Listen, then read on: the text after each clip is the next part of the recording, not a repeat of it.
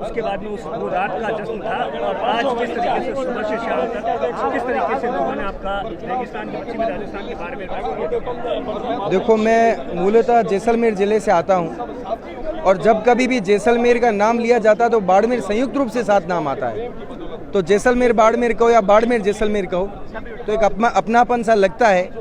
और जीत के जश्न के बाद अभी तक हालांकि मेरे घर पे भी जाना हुआ नहीं, गांव में भी, परंतु उससे पहले मेरे साथी भाई का निवेदन था कि आप लोग पहले हम बाड़मेर चलेंगे और बाड़मेर में मेरे साथियों के साथ, मेरी टीम के साथ मुलाकात करेंगे और खुद के लोक संग्रह के बारे में बात हुई तो उनसे मिलेंगे। तो निसंदेह आज का जो पूरा दिन बीता वो सैकड़ों जगह स्वागत कार्यक्रम हुए, और मैं सबका धन्यवाद ज्ञापित करना चाहता हूँ। इतनी ऊर्जा के साथ, इतने स्नेह, समर्पण अतुल्य था, मैं निशब्द हूँ। अच्छा, आप 2013 से उसी विश्वविद्यालय में आपने खूब सारे चुनाव देखे होंगे, क्या डिफरेंस था इस चुनाव के अंदर? किस तरीके से सरकार का दबाव, तमाम चीजें, किस तरीके के चैलेंजेस थे? देखो, वैसे हर चुनाव की अपनी एक अलग अपनी कहानी होती है, हर चुनाव की अपनी कहानी होती है, और किसी भी सत्र के चुनाव को कम कहना या अधिक कहना एक अलग विषय, हम उस पर बात नहीं करेंगे।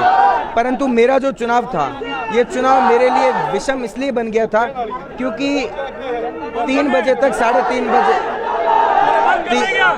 3 बजे तक वो टिकट मेरा ही था। 3 साढ़े 3 बजे तक NSOA द्वारा टिकट मुझे ही दिया जा रहा था। वीडियो कॉल करके वो टिकट दिखाया भी जा चुका था, परंतु हमारी निजी कारणों की वजह से हम लोग बात करने में व्यस्त रहे। शायद कोई और राजनीतिक दबाव बना, उसकी वजह से वो टिकट मुझसे खिसका। फिर परिस्थितियां मेरे खिलाफ हुई, और फिर उन परिस्थितियों के खिलाफ में हम लोगों ने बहुत मेहनत करनी पड़ी। मैं ये कहना चाहूँगा कि दुगुनी तिगुनी मेहनत के साथ हम लोग लड़े और चुनाव का परिणाम हम हमारे पक्ष में लेकर आए। चुनाव आपको हराने के लिए किस तरीके से सरकार और मुख्यमंत्री के बेटे और किस तरीके से सब कुछ लगे थे? आपके मतलब धांधली के आरोप लगाए, क्या कुछ था, कितना बड़ा? देखो, यहाँ के इस बार के जो चुनाव थे, एक तो ये जग जाहिर है कि इस बार जिस प्रत्याशी को NSOA ने टिकट दिया है वो किसका समर्थित है।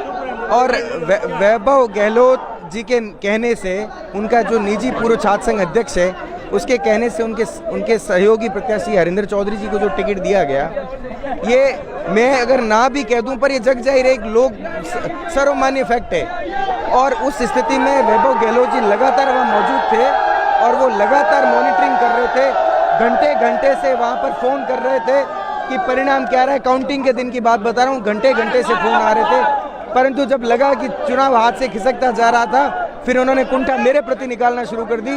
और कल ही किसी पदाधिकारी से मिले तो कहा कि यार, ये अरविंद चाहता क्या है कि एक तरफ तो ना कांग्रेस की बुराई करता, ना बीजेपी, ना NSOA ABP की, मेरे ही पीछे पड़ा है। जहाँ कहीं कहता है वैभव ऐसा है, वैभव वैसा है। तो मैं यहाँ से आपके चैनल के माध्यम से वैभव जी को कहना चाहता हूँ कि माफ़ करना, अगर आप में नेतृत्व का गुण नहीं है तो नेतागिरी बंद कीजिए आप। और उनका सबसे जो बेतुका बयान ये था कि वो किसी पदाधिकारी से पूछते हैं कि अरविंद तो मुझसे मिलने आया ही नहीं। अरे माफ़ करना, अरविंद आपसे 3 बार मिलने आया, पर आपकी तरफ से कोई पॉजिटिव रिस्पॉन्स था ही नहीं। आप अरविंद की शक्ल ही नहीं पहचानते, तो आप क्या पहचानोगे? आज जीतने के बाद अब आपको पता चला कि अरविंद कौन है, क्या है। तो ये दिखाता है कि उनमें नेतृत्व की क्षमता बिल्कुल भी नहीं है।